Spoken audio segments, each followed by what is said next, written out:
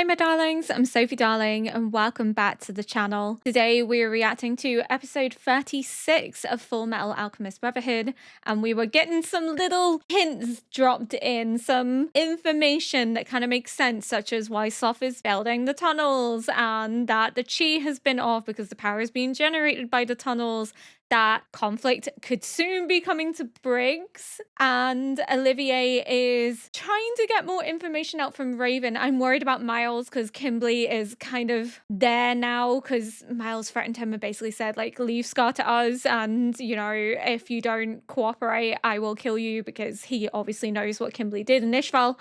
But now that he's in Briggs as well, I'm worried that he's there to incite an uprising, to incite conflict. But without further ado, we're going to get into episode 36.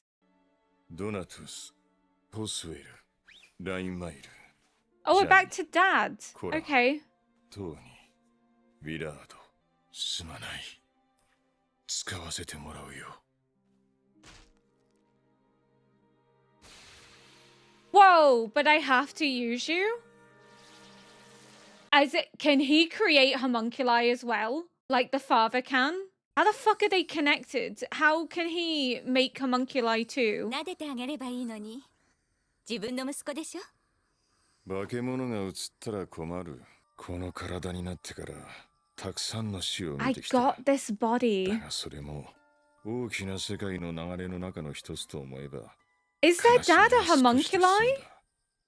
美しい。 Homunculus? Homunculi? 不思議なものと出会うたび、この体を受け入れて生きていくのもいい。俺は年を取らないのに、俺の子供たちはみるみる年を取り、成長していく。 He doesn't 急に age. 恐ろしくなったよ。 What? あなたちょっと来て。写真よ。はい、ピシッとして。まだみんな He で said 写真撮 ever ってなか since った I でしょ。 got this そ body. んな急に。 Oh, baby は Al. い、エド抱っこして。ん？ああ。準備できました。お願いします。 He's like, what do I 参った do? な。 He thinks he's a monster and isn't worthy of his kids, but his kids love him. いつか化け物みたいなしわくちゃのおばあちゃんになっちゃうわよ。でもね。 But she knew that he doesn't age, so she knows about him quite a lot. だからずっと家族でいて。自分から距離を置いて、遠い存在になったりし Oh, ないで。 he was honest with her. She knew the whole truth about him. あなた、笑って。 Oh, he's crying. That's why his face is hidden. We didn't realize how much her words would mean to him. このままずっとこの体を受け入れて生きていくつもりだった。だが今は違う。 Know what would be a plot twist is if he was the inventor of the Philosopher's Stone 一緒に置いて死にたい。 initially. あの野郎。 That bastard. Is he on about the father? Because they look like twins. Oh, he's trying to be a good dad. It's just hard for him. あいつらに何もしてやれなかったから、これくらいはな。トリシャ、俺行くよ。待っていてくれ。はい。子供たちには俺の体のことは言うな。はい。起こさなくていいの？顔見たら俺。 He'll not バカ go. ね。泣いたっていいわよ。お Oh. あら、どうしたの？こんな朝早くに。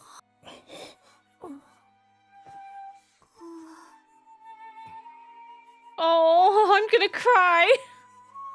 He didn't want to leave his boys.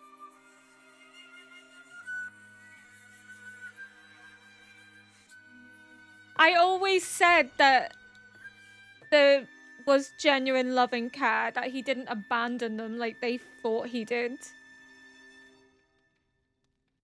And he kept the photo.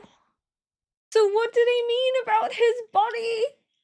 What's going on? Because if he's in a homunculus, right, how the fuck does he have children and how does he age? But he told Trisha, like, don't tell them about my body. So what is he? And then he's drawing the same alchemical symbol as what they literally just saw in the laboratory. So, like, he has to be involved in the creation of the Philosopher's Stone. Maybe, like, him and the person we know is the father are the first two to have consumed the Philosopher's Stone. They're the inventors of it. But then how did he go on to have children? Because they can't procreate. So how is he the exception? Unless he's not a homunculus, he's something else entirely. But I don't know. I'm very confused and lost. But that also makes sense back to previous episodes where Trisha says, I can't keep my promise, which is to wait for him because she wasn't going to be around when he got back because she was dying. And he loved his boys. And he was like, if I see them, I'll not be able to go because he'll cry. And I love that we finally get to see that picture in its full entirety because we only ever see it as like Trisha, Ed, and Al. We never see Hohenheim's face, whereas now we get to see his face and he's crying because Trisha's words mean a lot to him, where she's basically saying, you're not a monster, please stop talking about yourself like that. And, you know, who cares if you don't grow old? I'll just grow old and be a old monstrous lady. And she's trying to reassure him that he is worthy of his boys, that he's not going to taint them or corrupt them. He's so scared of touching them because he's scared of ruining them.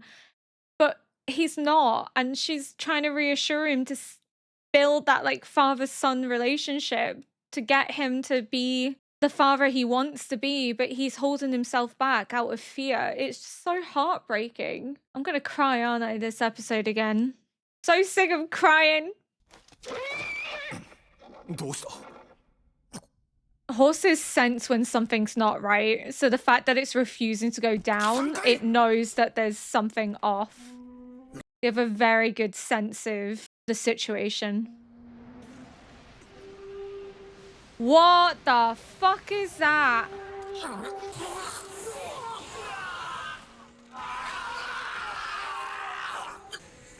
What? It has the same eye as the Door of Truth and what was on Gluttony's belly. Holy shit, that is terrifying. What the fuck is that? Is that the power that's flowing through? Ew, stop it. It's just like, get off me. 突飛な話でどう答えたらよいものか。面白いですね。その不死が夢でなくなる日が来たら、私だけでなく、我が兵たちも恩恵に預かれると。その日が来たらな。こいつらの話に乗れば、このブリッグズでよからぬ事件を起こす手伝いをさせられる。受け入れなければ代わりの駒とすげ替えられ、私はおそらく左遷。さて、どう答えるのがベストか。Play along, because you can't protect Briggs and the people within Briggs if you get demoted. 宣言隊に異常ありと。わかった。すぐ行く。私も行こう。よし、移動だ。ちょい待ち。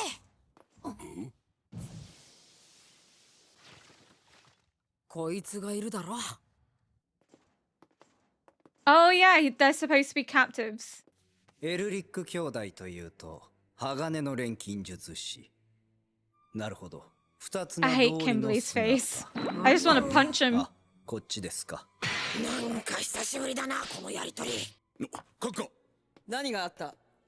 トンネルの探査に入った部隊との連絡が途絶えました。直後、スミス Their の馬と ability 彼の to ものと思われる contact 腕だけ帰ってきました。腕だけ？体は？ was also cut off. It's like it was absorbing the power. 使い物になりません。例の不死身の生物兵器はどこへやった？ What? 元に戻して入り口を塞げ、少々。ここの掟だろう。強者に力に従え。余計なことは喋っておらんようだな。約束ですから。不服そうだね。人質まで取られて不満じゃない方がおかしいでしょ。そのうち出してやるから心配するな。I hate how he seems so nice, but he's not. 計画の一部でしょ。アームストロング少将はホムンクルスをトンネルに戻して穴を塞ぐそうだよ。 So was he the one that was keeping that thing in check in the tunnel or what? They're very good actors. They know that's not the case. 不明の先遣隊の捜索は黙れヘンシェル。 She まだ生きて can't. 助けを求めてるかもしれないんですよ。黙れと言っている。黙って従え。 She has to make a really difficult call here. She has to play 力 along. に従えね。難攻不落のブリッグズの北壁も権力に屈しますか。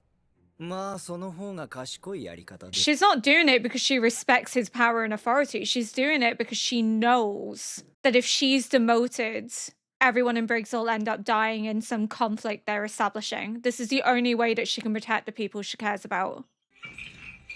面倒だけどしょうが So ない。 Pride is directing Sloth. I feel so sorry for Sloth. Sloth just doesn't want to be doing this.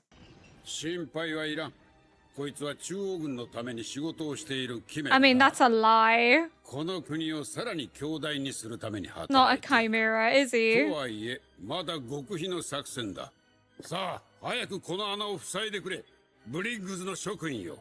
君たちは秘密を分け合った同志だ。 What if they just pushed him in the hole and sealed it up with him inside?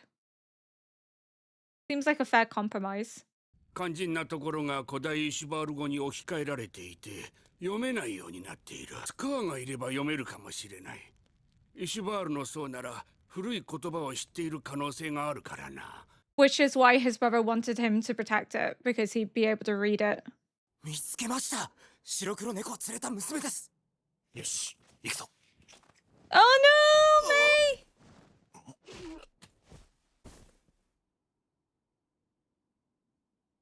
He didn't kill them for once.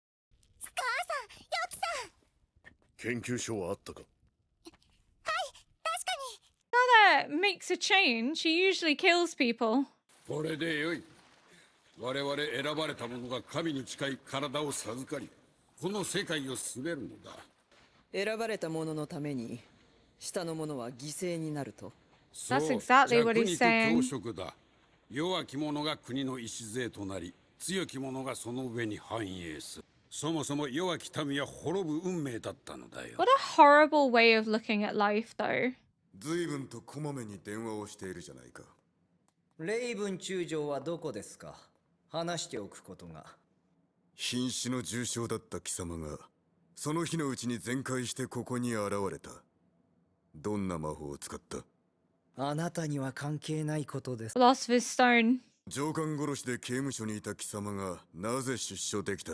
だから言ってるでしょう。関係ないと。Oh, Miles, I'm so scared for you because you're asking questions. I don't want you to die. ご協力感謝するよ、アームストロング少将。上に掛け合って君の椅子を用意させよう。She's like, get your hand off me, you creep. 何？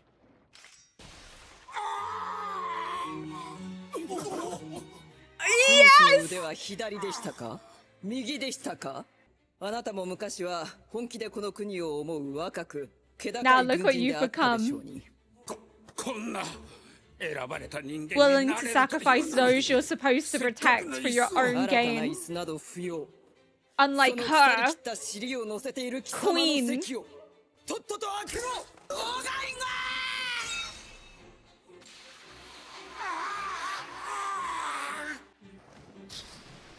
不老不死が目の前にあるのに。 Fuck your immortality. 国家の礎となられよ。レイブン中将。 What a queen. 皆はそのまま続けろ。 I love how loyal everyone is to her and Briggs. So they're like, we're not intervening. And we're not going to say 随 shit 分 about 突っか this. かるじゃないですか。私がイシュバール戦で活躍した国家錬金術師だからですか。 Oh my あなた god, this どう is すれば満足するんです amazing. 黙れ金部に。お話ししましょうか。黙れと言っている。 Miles. 少佐、よろしいですか？作戦完了。時間稼ぎはもういいだそうです。了解だ。やれやれ。やっとあれと会話しなくて済むか。レイブン中将の姿が見えないそうだ。どこか行きそうなところを知らないか。行方不明。参ったな。ここは素人が勝手に歩き回れるほど安全な構造じゃない。レイブン中将に何かあった場合、私個人の判断で自由に動いてよしと大総統から許可をもらっているんですよ。Oh, they've unleashed him. お待ちください、閣下。完全に穴を塞ぐ前にスミスたちの捜索を。こんなこともあろうかと鋼のが抜け穴を作っておいてくれた。He was never going to leave a man behind. じゃ、確かに伝えたぜ。っておい俺たちいつになったらこっから出 Now られる you've んだ been よ。 told. さ Bye あ bye. な、少々に聞いてくれ。She didn't tell me to let you out. Oh, fuck. いや、どうも。鋼の錬金術師殿に面会をお願い。He's like, please, I don't want to deal with you. 今日はお二人にお客様をお連れしました。客 Winry! What the fuck? 軍の人が連絡してくれたからいいようなもん。 Oh, this is to keep him in まあまあお line. 二人とも大総統閣下が大層心配していましたよ。 They'll have to play along and cooperate because Winry is in danger if they don't. What a crafty bastard. レイブンとキンブリー。今日の情報はそんなとこ。またお店に寄ってね。振られたね、お兄さん。花でも買って追いかけたらどうだい？諦めはいい方でね。遠慮しとくよ。オリビエ・ミラー・アームストロング少将から伝言があるよ。ロイ・マスタング大佐。その花全部買わせてもらおうか。Olivia's like, let me pass a message on to Roy because Roy will know what's going on, even though she was like, couldn't care less about him, care about everyone else, not so much Roy. And the fact that she was playing along solely to bide her time, I just didn't expect her to like strike Raven down. But I love that this is a really good example of just how loyal Briggs is, not to the military, to Olivier. She sparks and inspires confidence. She is assertive. She is a queen. She is an icon because not one of them tried to prevent her from doing it. And he's like a top dog in Central. He's close to the Führer. And not one of them was like, yeah, maybe we shouldn't do this. They were like, yep, we'll even out the ground. We'll make sure that he's never found. And that line of like, you're about to become a foundation for the state or something like that. I can't remember what she exactly said. But there it is. You're going to literally become a foundation for the state here in this ground. He is going to form the foundation of their rebellion, of them preventing Briggs from being used to further consolidate their power and to create any more casualties in their bid for Philosopher's Stone. What the fuck was that was in the tunnel? Is that Pride that was in the tunnel? Or is that just, it looks similar to the eye that we saw in Gluttony, but also the Door of Truth. So I'm wondering if that's just the power that is generating in the tunnel, I don't know, or what it is, but it's connected to Sloth because when they put Sloth back in, it's supposed to quell it. It's supposed to allow Sloth to continue on with what Sloth was doing. So I'm not entirely sure what it is, but it was fucking horrifying. And the Fury is crafty. Bringing Winry here, it's his way of ensuring that Ed and Al cooperate, that they play along, because he knows that the only way to get to them is Winry because of how much she means to them both. He's a crafty little shit, but Olivier, what an icon, what a queen. Even though they've unleashed Kimberly onto the world, unknowingly, but still, Olivier definitely has some plans up her sleeve, and they're going into the tunnel. They're going to go and try and find her men because there's no way that she was going to leave them behind. She just had to look like she was cooperating because if she gets demoted, she can't protect the people here. And they're loyal to her and she's loyal to them and she will do whatever she can for them.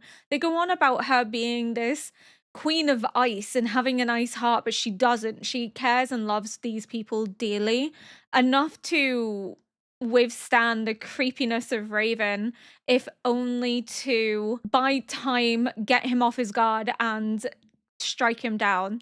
I just didn't expect it. I don't know what I was expecting, but I wasn't expecting that. It just kind of came out of nowhere, but fuck this show. It just gets better and better and better. And then now Roy is going to learn about what's happening in Briggs and what they've discovered. I don't know what Roy can really do from his position, but at least his ability to know what's happening, he might be able to leverage through Grumman, the old man with the mustache and the white hair. But I love that Olivier was essentially saying, you forgot your principles of being a soldier, which is the love of the country and the love of the people. The fact that you're willing to sacrifice those that you're bound by duty to protect shows that you've been completely corrupted. Your whole ideology has been thrown out of whack. This whole philosophy of only survival of the fittest works in the environment that they're in, but doesn't work when it comes to protecting innocent people and civilians.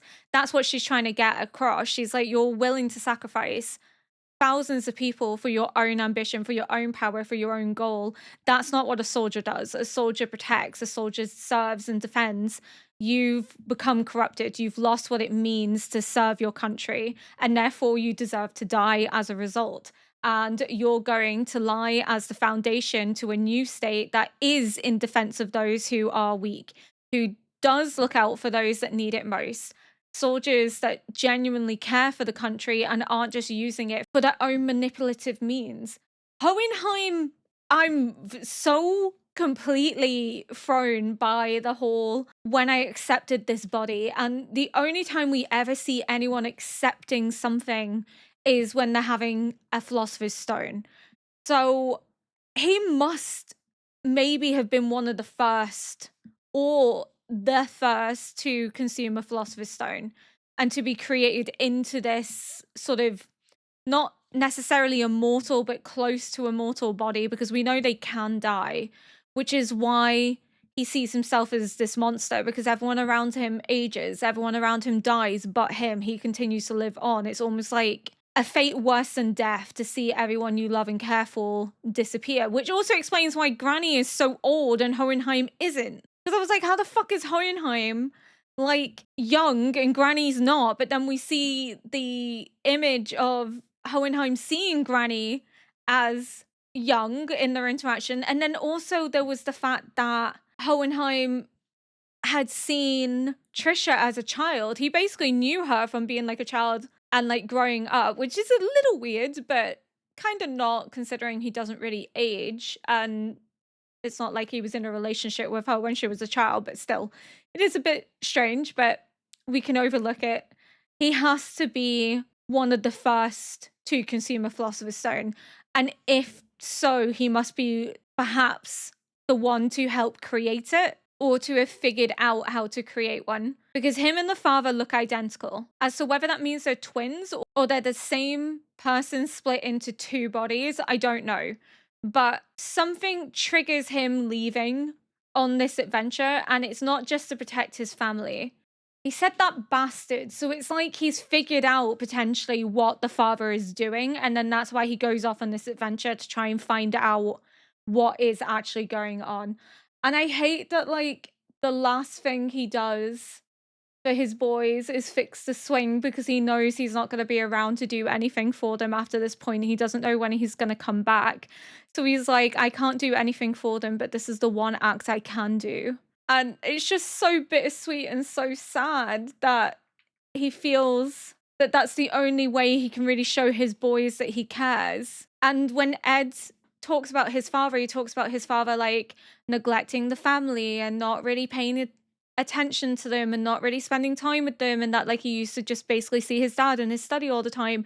It's because it looks like his dad's trying to find a way that he can age and grow old with his wife and children. He just wants to die with them. He doesn't want to live forever. So, you know, it's like he's trying to find a way to resolve the situation so that he can have what he wants. But it's not an easy process, which is why it looks like he is neglecting them, because he's researching. He's trying to find a way to be with his family, but that resulted in him neglecting them. It's kind of like a toxic cycle, but I think it also plays into the fact that he feels almost like he doesn't deserve to be their dad. He sees himself as this monster. He feels like he's going to corrupt them and taint them by touching them or being near them. So he probably berates himself quite a bit. He probably finds it difficult to be near his children because he's scared of harming them, scared of turning them into something like him, like a monster. It's just so incredibly tragic because we see it from Ed's perspective, and now that we see it from Hohenheim's perspective, it was just a dad trying to do what he could to be with his boys. And when he goes off on this adventure, it's because he discovers something and he knows he has to go out because he can't sit back and do nothing because it could be the end of the country and the end of his wife and his children as he knows it. I am just blown away. I love this show. I'm so sad that like we're halfway to the end. I'm glad that we still have quite a bit to go, but I really don't want this show to ever end, especially baby Al and baby Ed. Like, oh, they were so cute. They were so cute. They're still cute now, but they were even cuter, like little baby Al. I just don't want to ever have to say goodbye to the show. And I feel like when I say goodbye to the show, it's just going to be like non-stop tears. Non-stop. If you enjoyed this react, please consider liking, subscribing, and leaving a comment below to help boost this video into the algorithm. And until next episode, bye!